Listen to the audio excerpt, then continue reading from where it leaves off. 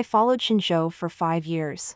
On the day of the female official examination, he ruled in favor of my cousin, claiming there was an ink spot on my paper. Looking at that needlepoint-sized ink spot, my second uncle's family mocked me to the extreme. So this is how much the Grand Tutor cares for you. My cousin was especially smug. It seems I'm the one who has won Lord Shin's heart. He couldn't bear to let me lose just because I shed a few tears. I couldn't believe it and sought out Shinzhou for confirmation. He focused on reviewing the exam papers, not even lifting his head, his tone indifferent. You need to learn a lesson to correct your careless and spoiled nature. Heartbroken to the extreme, I had a huge argument with him and declared to cut all ties. Shinzhou didn't know that grandfather had already made his decision. If I couldn't become a female official, I would have to enter the palace to serve His Majesty, who had a preference for male companions. Later, I heard that the Grand Tutor, known for remaining unmoved even when facing a mountain collapse, submitted 13 memorials to the throne to confess his unfair grading. Ding! This novel reminds you to click the subscribe button in the bottom right corner to read the complete novel. The noble ladies who participated in the examination had already dispersed from the Great Hall. Shinzhou only raised his head after organizing the test papers in his hands. His expression was calm and cold, carrying a hint of superiority. The court's selection of officials considers not only talent and learning but also character. And you are spoiled in nature, careless in writing, and soiled the test paper. Your loss is not unjust. Looking at him, I was overwhelmed by tremendous anger and grievance, my voice trembling. It's one thing that you always criticize me, but today is the female official examination. Do you know how important this is to me? So what? He sat formally at the head, interrupting my words without care. You need to learn a lesson to correct your careless and spoiled nature. Hearing this, my breath caught. I couldn't help but tear up. Nothing felt more absurd than this. Just to teach me a lesson? Shinzhou's tone remained unchanged, completely indifferent. Precisely. Otherwise, how could someone as unruly as you be fit to be a female official? I clutched the student jade tablet inscribed with my name at my waist, which had once been my hope of escaping family control. Now that hope was shattered, it seemed so laughable. I yanked it off and hurled it at Shinzhou. Fine, fine, fine. Since Grand Tutor Shin looks down on me so much, from now on, I, Du Lingyue, will no longer offend your eyes. The jade tablet slid off his brocade robe, fell to the ground, and shattered into pieces. Shinzhou looked at me expressionlessly, his gaze pausing on my reddened eyes for a moment before withdrawing. As you wish. I supported my swaying body and walked out of the Great Hall. The family carriage was still waiting outside, and Du Lingshan smugly admired my miserable state. Sister is truly useless, following the Grand Tutor for years without gaining his favor. Not receiving even the slightest preferential treatment. It seems I'm the one who has won Lord Shin's heart. He couldn't bear to let me lose just because I shed a few tears. I smiled self-mockingly, unable to argue. Second uncle, who had just left court, couldn't wait to watch the show and smiled at my father's troubled face. So this is how much Lord Shin cares for Lingyue. How pitiful that our Du family's eldest daughter wasted 5 years pursuing him. The officials and noble ladies who hadn't yet dispersed looked over with varying expressions, unable to resist whispering among themselves. Like a plaything, I was ridiculed and humiliated in public, stripped of all dignity. Father, ashamed of my incompetence, had already left with his face covered. Shinzhou passed by and naturally heard these words. He didn't spare me even half a glance, merely returned second uncle's greeting with a bow, then left as if nothing had happened. My cousin's sneering voice made my heart ache.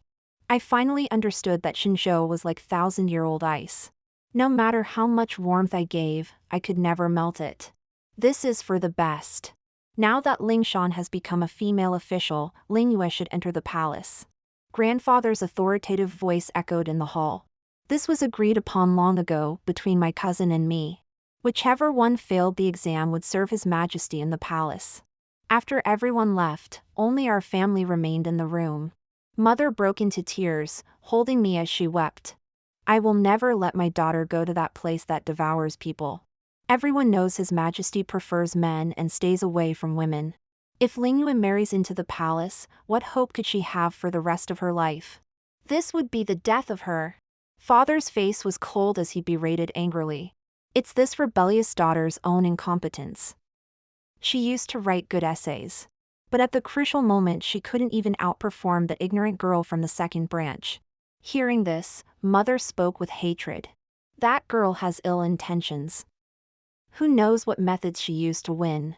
No, I must go find the grand tutor and request a re-examination of the papers. I stopped Mother, forcing a smile worse than crying. Don't go. Shinjo said I was arrogant and careless, and rejected my essay because of a tiny ink spot. By the end, I couldn't hold back my tears. He deliberately made me lose to Du Lingshan. Shinjo came from a noble background, with refined features and exceptional talent. He became the top scholar before 20. And at that time, officials and nobles all sought to make him their son-in-law. On the day the top 3 scholars paraded through the streets, he was nearly buried in perfume sachets and handkerchiefs from noble ladies. Everyone was attracted to such a brilliant young man, and I was no exception. I wanted to be worthy of him, to be someone who could stand beside him, together forever. So I restrained my nature and buried myself in books. Later, when His Majesty opened selections for female officials, I was even more grateful that I had already studied hard for so long, able to grasp a better opportunity. After comforting Mother, I dragged my tired body back to my room. Sitting before the mirror, I burned all the pouches I had embroidered and poetry collections I had copied for Shinjo over the years.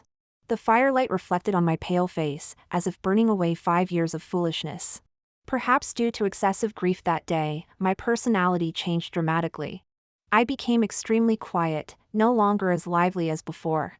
I was even able to focus on learning palace etiquette from the instructress. Grandfather was very pleased with this, and often privately instructed me to gain His Majesty's favor after entering the palace, to speak up for the family, and best of all to help promote the official positions of the male family members. How absurd that men's futures should rely on women's influence. They underestimated me. If I enter the palace, I certainly won't support this corrupt marquis household. But even though I sneered inwardly, I never objected outwardly. That day grandfather summoned me to his study, and on the corridor I ran into Shinjo, whom I hadn't seen for over a month. Unable to avoid him, I curtsied. The movement was meticulous and proper, exactly as the instructress had taught. Shinjo was slightly startled, his expression immediately softening. Ling Yue. I choked up for a moment. In the past 5 years, he rarely called my name so intimately. Now he said it naturally, no longer preaching about propriety and virtue. According to etiquette, Lord Shin should address me as Lady Du. My tone was emotionless. Perhaps I still resented him. I really didn't want to see him. Shinjo gave a light laugh, like a dignified gentleman, bright and clear as the sky after rain. Such proper etiquette is good, but you need not be so formal with me. Once I finish handling the female official examination matters, I'll have my mother come propose marriage. I looked at him in disbelief, wanting to laugh sarcastically. Propose marriage? You treated me coldly, rejected my essay so I couldn't become a female official, yet you have feelings for me? He leaned closer, making me reflexively step back, drawing another light laugh from him. That laugh carried early spring wind, bone-chillingly cold. I heard him say, "How can you be the madam of the Shin family if this temperament isn't tempered?" Mother observed the changes in me during these days, seeing me becoming more depressed each day. She asked grandfather for permission to let me go out under the pretext of purchasing dowry items. She even called my maternal cousin to accompany me shopping. Although staying in the mansion these days was indeed boring. But helplessly I couldn't lift my spirits. Even after going out, I didn't know what enjoyment to seek. My cousin treated me like his own sister. Knowing my situation, he felt terribly sorry for me. Some days ago, he and uncle had visited grandfather to persuade him not to send me into the palace. However, grandfather was solely focused on pursuing fame and fortune, and had already submitted the petition on the second day of the female official examination, leaving no room for change. My maternal uncle's family had always been good to me, and as soon as my cousin received mother's letter, he tried every way to cheer me up. Lingyue, let's go to the bookstore and buy some interesting tales. Weren't you always fond of these interesting storybooks? Even after entering the palace later, If you feel bored, it would be good to have something to read for entertainment. He carefully observed my expression and only relaxed when he saw me finally showing a slight smile. Don't worry, I will work hard in my career to be your support. I was somewhat stunned. My maternal grandfather's family had always treated me with kindness, and my relationship with my cousin had always been extremely good. But once when Shinjo caught us shopping together, his face turned cold, and though he said nothing in public, he scolded me in private. Men and women should maintain proper distance. You're about to come of age, if you still don't mind male-female boundaries. Not only will it affect both of your marriage prospects, but people will also criticize you for being frivolous. Those words were harsh, but I had long been accustomed to being compliant with Shinjo. I was also truly afraid of affecting my cousin's marriage prospects, as he said, and actually started keeping distance. Thinking about it now, my interactions with my cousin were normal. With no inappropriate behavior, what was there for people to criticize? Shinjo wasn't necessarily always right. I smiled in relief and casually picked up a few storybooks. Suddenly I heard someone say, "Lingyue?" Looking up, I saw Du Lingshan and Shinjo standing together, holding some books. Her pink dress matched well with his crimson official robe. Shinjo's gaze fell heavily on my cousin and me, the book in his grip becoming somewhat deformed. Du Lingshan discreetly glanced at everyone, her eyes rolling slightly, and put on an innocent smile. What a coincidence meeting you and cousin Shin shopping. It seems I'm being inconsiderate and disturbing you. While I was hesitating about what to say, I saw Shinjo pull her hand and pass her the books he was holding. Weren't you looking for some poetry copies? These are quite good. Du Lingshan's face turned red with embarrassment as she took the copies, her fair hand pulling at her cloud-patterned dress hem. I would also like to find some calligraphy copies. Would you be willing to lend some of your works for me to study? Shinjo gave an okay and led Du Lingshan away. The two got into a carriage and disappeared around the street corner. I shook my head and laughed, mocking my past self for revering Shinjo as the standard for years, yet never receiving his careful guidance. A few sweet and innocent words from Du Lingshan had softened his heart. Fortunately, I had already given up. When returning home in the evening, Mother said Du Lingshan had brought Shinjo back. Grandfather invited him to stay for dinner and wanted to have a few drinks with him. She was indignant. I used to think he was cold-hearted, but now I see he's blind and foolish, bewitched by such a person. I quickly comforted Mother. I was equally surprised, since when did he become so considerate? On my way back to my courtyard, I passed through the garden. There stood Shinjo beside the rockery, his gaze fixed deeply on me, as if he had been waiting for a long time. Du Lingyue, don't you have anything to say to me? What should I say? I remained silent. Back when I liked him, I would chirp endlessly about even the smallest things around him. But now I'm too tired, and in his presence, I no longer have any desire to share anything. Besides, what's the point of saying anything? Should I tell him about how our Marquis family is declining? How grandfather was blinded by power and favored the second uncle whose official position is higher than father's? So I could only rely on the female official examination to fight for an opportunity? Or should I tell him how because of his bias, I lost my qualification to become a female official, and thus was treated as a dispense and thus was treated as a dispensable piece by the family, thrown into the deep palace to compete for the unpredictable emperor's favor? Seeing my silence, he spoke in a cold tone. Today you were inappropriately intimate with other men, reading those trashy books. Where are your noble lady manners? His lecturing appearance was utterly ridiculous. My cousin and I never crossed any boundaries. Yet he and Du Lingshan were the ones pulling and tugging at each other today. Truly a case of a guilty person accusing others first. I never noticed before how self-righteous and hypocritical he was. I couldn't be bothered to engage, just pulled my lips into a perfunctory smile. Lord Shin's teachings are correct. I need to rest now. Please make yourself at home. He nodded with satisfaction, about to say something more when a servant's voice called him to dinner from afar. I gave a cursory curtsy and walked past him without looking back. Shinjo ate dinner distractedly. Du Lingyue's current obedient demeanor made him inexplicably uneasy. Fortunately, he had already convinced his mother to propose marriage, and today's visit was to give the Marquis family advance notice. The old marquis had long wanted to form ties with Shinzhou. Seeing the usually stern Grand Tutor Shin being so humble and polite, he couldn't help but drink a few more cups. By the time his face was flushed red with alcohol, he could barely hear what Shinzhou was saying. He only caught phrases like propose marriage and ask for hand in marriage. And thinking about how he had personally escorted his granddaughter home, naturally assumed he wanted to propose to Du Lingshan. So without asking for details, he readily agreed. After the feast, Shinzhou returned home with the smell of alcohol, but couldn't sleep at all. Though everything was settled with the old marquis, he still felt unsettled. Du Lingyue had tempered her personality as he requested, yet he felt no joy about it. After much thought, he figured he probably wasn't used to her being so quiet. He shook his head with a smile, becoming more determined to propose soon. Early the next morning, grandfather publicly announced that Shinzhou wanted to marry Du Lingshan. Second uncle's family was overjoyed at the news, and Du Lingshan's eyes reddened with happy tears. Lingshan also has feelings for Lord Shin. I unconsciously clenched my fingers, silently listening to grandfather's warnings.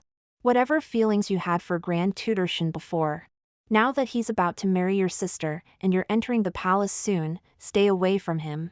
If I find out you've harbored any inappropriate thoughts and disrupted your sister's marriage, don't blame me for being harsh. I ignored Du Lingshan's provocative gaze and curved my lips indifferently. Grandfather is right, Lingyue will definitely stay far away from Lord Shin. Just as I finished speaking, a servant came to report that Lady Shin had brought Shinzhou to propose marriage. Du Lingshan excitedly stood up, shyly supporting grandfather to welcome them. I followed behind with my head lowered, trying to minimize my presence as much as possible. However, after the two families exchanged birth charts, Shinzhou smiled and walked towards me. Lingyue, would early autumn be good for the wedding? You won't be too hot in the wedding dress then. With these words, the previously lively atmosphere instantly turned cold. Grandfather was shocked, his teacup falling to the ground with a bang. You want to marry Lingyue? Shinzhou looked puzzled and smiled at me. Indeed, Lingyue and I have shared years of affection. If I don't marry her, who else would I marry? Everyone exchanged glances upon hearing this. And Du Lingshan's eyes were now genuinely red with tears. The room fell silent, the joyous atmosphere dissipated, with only mother's repeated sighs remaining. Shinzhou's mother thoughtfully opened the marriage document. And upon seeing Du Lingshan's name on it, she forced a smile and said, "The old marquis must have brought the wrong marriage document. Fortunately, we discovered it in time. Please quickly bring the eldest daughter's document so we can proceed with this union." At these words, grandfather avoided eye contact. Second uncle was humiliated, and Du Lingshan's makeup was ruined by tears. No one responded. The scene was quite ridiculous, and I couldn't help but laugh. How could I possibly marry Lord Shin? How could I provide a marriage document? Shinzhou snatched the document, and after seeing the name clearly, threw it away as if it were burning hot. His expression darkened. What is the meaning of this? What meaning? Mother sneered. You should ask yourself. If you hadn't shown mercy to Du Lingshan and judged the examination unfairly, how could Lingyue have failed to become a female official and be sent to serve His Majesty in the palace by her grandfather? My poor daughter, her sincere heart was trampled upon, and now she must enter that people-devouring deep palace. Who knows when I'll see her again? Shinzhou's face turned pale, looking extremely pained. Lingyue, why didn't you tell me? I supported mother while looking at him with a half-smile. Didn't Lord Shin say he wanted to teach me a lesson, to correct my careless and spoiled nature? Now I've changed. I suppose His Majesty will also like my obedient demeanor in the palace. Shinzhou's eyes instantly turned red. At that time, I didn't know your situation was so difficult. I thought you were too sharp-tongued at the academy, prone to arrogance. With such a personality, you wouldn't make a suitable madam in the Shin family. So I just wanted to temper your spirit. Plus, Du Lingshan deceived me, saying if she failed, her family would send her to be the old prince's concubine, and that she'd rather die than face that fate, so I sneered. Lord Shin's compassion for my sister is truly generous. Willing to let his beloved fail the exam to help her. Now good deeds are rewarded, she has devoted her heart to you. Why not marry her? Satisfied seeing him frozen in place, I pointed behind him. I heard that back then, when Gu Lingshan shed just a few tears, Lord Shen couldn't bear to let her fail. Now her tears are far more than just a few drops. Shouldn't you hurry to comfort her? Emotions surged in Shinzhou's eyes, looking wounded. Why must you say such things to hurt my heart? If she weren't your sister, I wouldn't have given her a second glance. He appeared to have truly fallen deeply in love with me. I pursued him for 5 years while he remained indifferent. Now after forcing me to enter the palace, Shinzhou actually claims he'll marry no one but me. Absurd. I avoided his attempt to grab my hand. With a cold face full of disgust. Lord Shin, please don't come too close. Grandfather said to keep my distance from you, or else I'll be punished. Grandfather awkwardly stepped forward with an ingratiating smile. I didn't want to watch this farce anymore, so I pulled Mother away. Later, the doorman said that Shinzhou and his mother left with grim expressions. Grandfather politely saw them off, then turned around and slapped Du Lingshan's face until it was swollen. You wretched thing, if it weren't for your scheming, Shinzhou would have been our Du family's son-in-law. You made him unable to marry Ling Yue, how could he let you off? By tomorrow, your reputation will be ruined throughout the capital. And it will implicate the entire Marquis manor.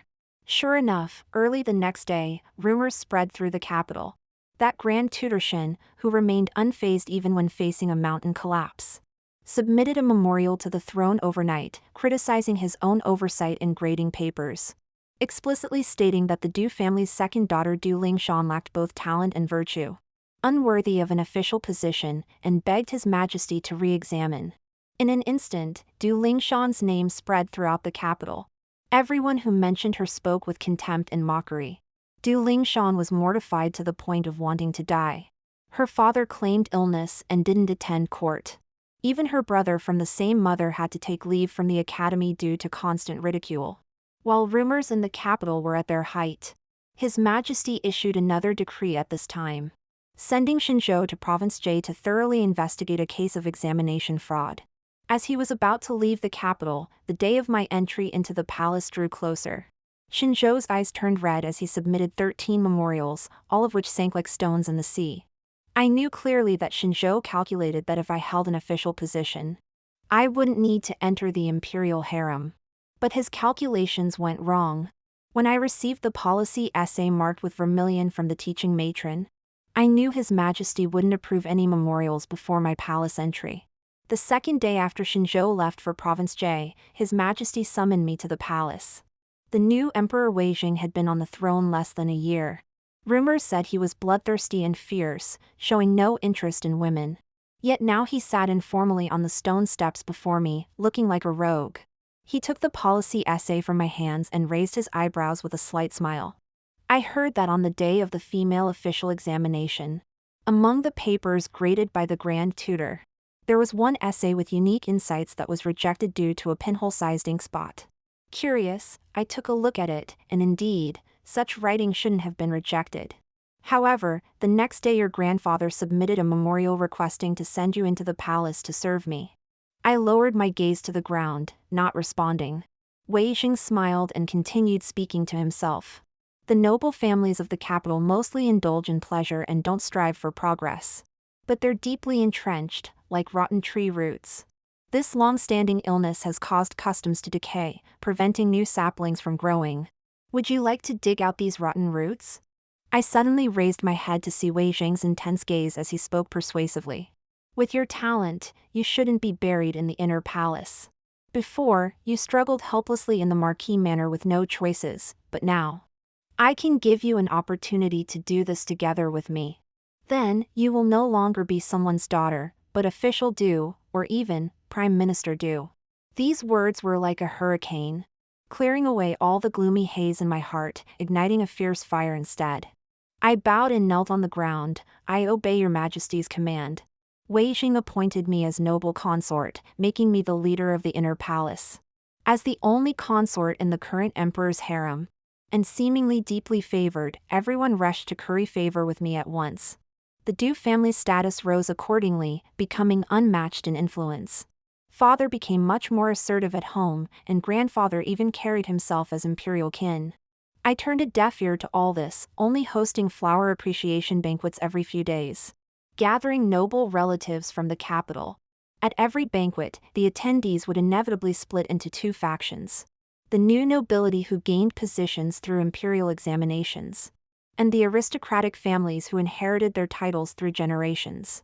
Most of the wealth and resources in the empire were controlled by the latter group. The problem lies not in scarcity but in inequality. If this continued, it would surely lead to unrest. The palace maids and eunuchs serving at these banquets were all my informants. They would catch every important detail from the ladies' conversations, and deduce the male family members' factions from their clearly divided relationships. I would then organize all this information by category and report it to Wei Jing. However, while this method was useful, it was too slow to show results. Wei Jing looked up from a pile of memorials and gave me an amused look. Throughout history, reforms of the imperial court have never been accomplished overnight. How fast do you expect it to be? I shyly averted my gaze. These days spent with Wei Jing were enough for me to understand that he wasn't the tyrant people claimed him to be. He was just decisive in his actions. As for the rumors about his male favorites, there seemed to be some truth to that. That young general who had fought alongside him on battlefields for many years. Their relationship was indeed unusual. For instance, right now, Wei Jing was bent over his desk while Lin Qing stood clutching his sword, watching him without blinking. Weapons weren't normally allowed in the inner palace, but Wei Jing had granted Lin Qing many special privileges. I had to admit, the cold and fierce young general and the calculating young emperor did make for a good romantic pairing, just like in the novels. I was lost in thought, planning to ask my maternal aunt to have my cousin send me more romance novels for the next flower banquet. Wei Jing noticed my wandering gaze and casually tossed over a memorial, asking somewhat awkwardly, "What are you thinking about? You're smiling so strangely." I was startled back to reality and glared at him angrily. The culprit laughed. "You don't put on airs anymore, you've grown quite bold." I perfunctorily gave a bow and replied with a fake smile. "Thank you for your Majesty's undue praise." Strangely enough, after getting past the initial unfamiliarity, I found myself unafraid of Wei Jing and had an unexpected trust in him. 2 months after Xinzhou went to Province J, he brought back news that could shock the entire court. In this imperial examination, more than 80 officials were involved in cheating, many of whom were important ministers of the court. After receiving the confidential letter, Wei Jing sat alone for a long time. Until it got dark, only his silhouette could be seen.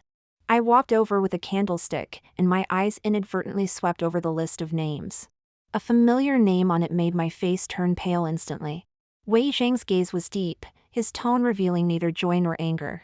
"Tell me, what should I do? The imperial examination system is fundamental to the nation. Without severe punishment, it won't be enough to deter the court. I thought you would plead for him." I closed my eyes and kowtowed. "I only beg your Majesty not to implicate my maternal uncle and aunt." My heart was bleeding with pain.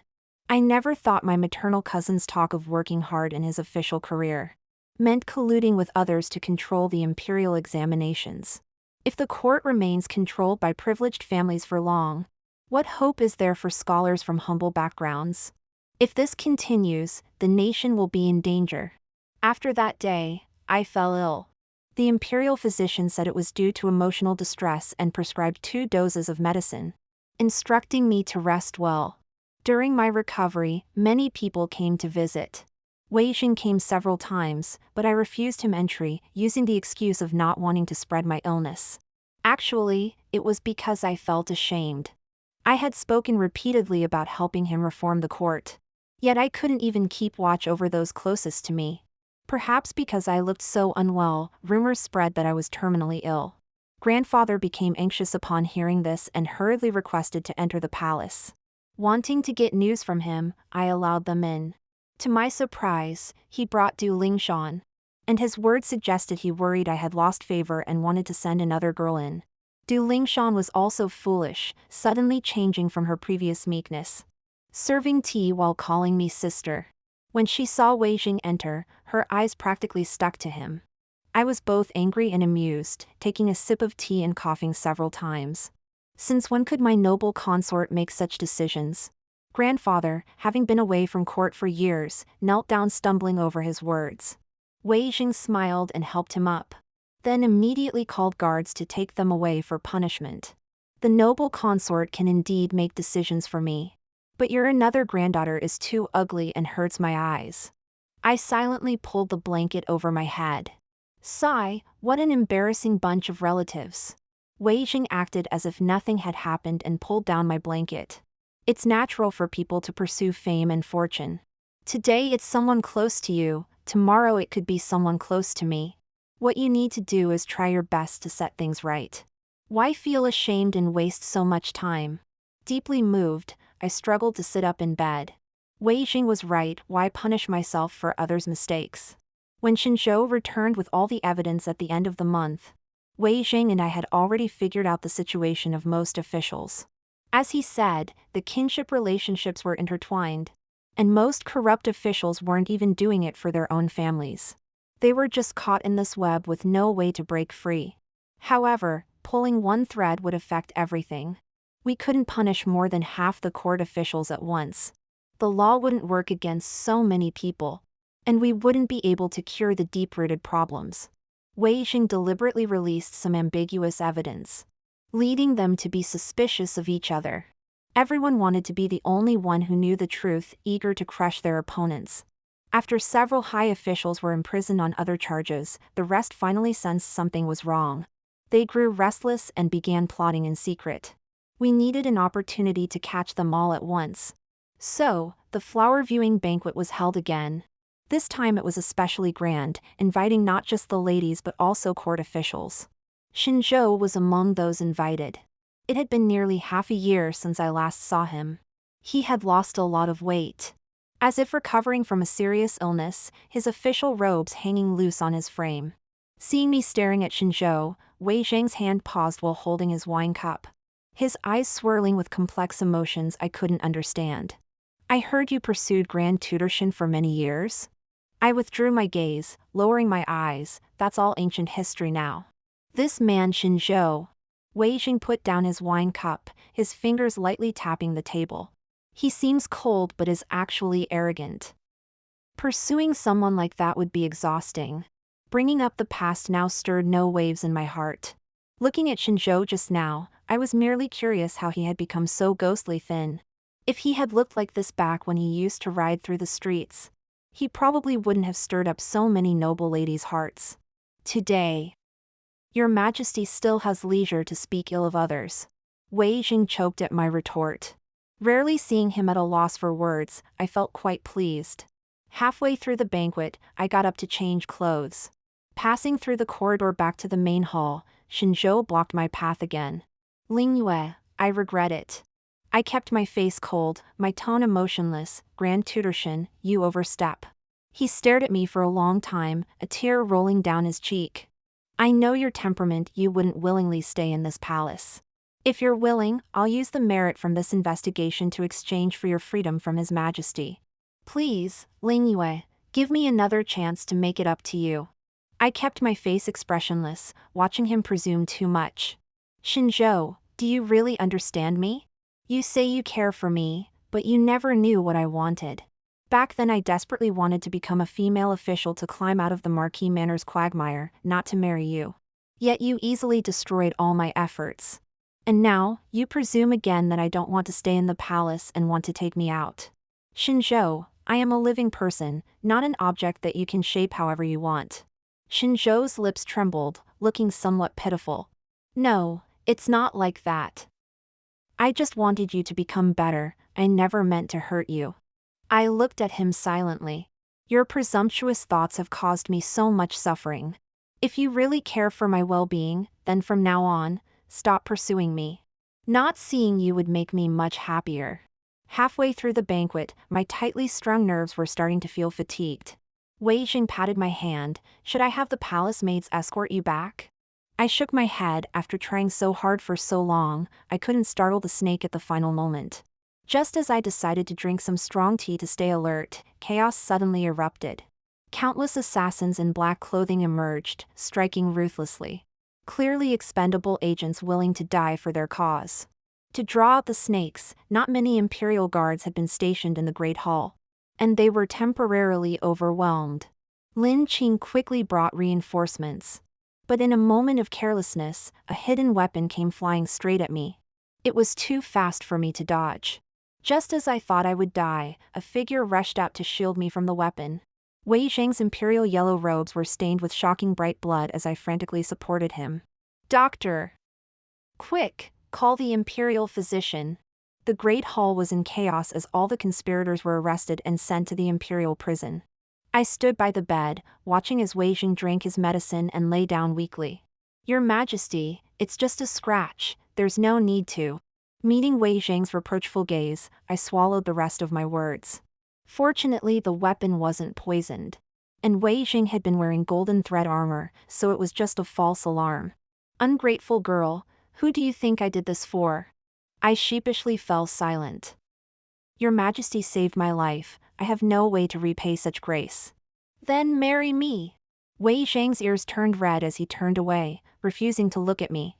Even I, dense as I was, could tell he had feelings for me. My first reaction wasn't embarrassment, but rather surprise. "You actually like women? Then what about you and General Lin?" Wei Zhang threw a pillow at me, driving me out of the imperial chambers. "Well, a general's duty is to protect the emperor. How could they protect without watching closely at all times?" All the implicated officials were sent to imperial prison. Besides the main culprits who were executed and had their property confiscated, the rest were stripped of rank and their family assets seized. With 3 generations banned from the imperial examinations. Outsiders called the emperor merciful. But for those who had tasted power, watching helplessly as their families declined was worse than death. Even their descendants were affected, becoming lower than poor scholars, likely only able to survive through manual labor. Thus concluded the imperial examination fraud case. The noble families were mostly eliminated, with the survivors no longer wielding much influence. Fortunately, my grandfather was too incompetent for anyone to bother with, so he wasn't implicated. But with no one left to support the family name, the Marquis manor gradually declined. Wei Zhang later rewarded achievements, allowing me to establish my own household and granting me a manor and assets. As for himself, having won both popular support and seized great wealth, he was the biggest winner. Xinzhou's 13 memorials were finally approved. New imperial examinations were held to select female officials. After overseeing this selection, he requested to resign. It was said he was depressed and his health had deteriorated. Wei Zhang approved it. But I paid no attention to these matters, as my name was posted at the top of the list in this election.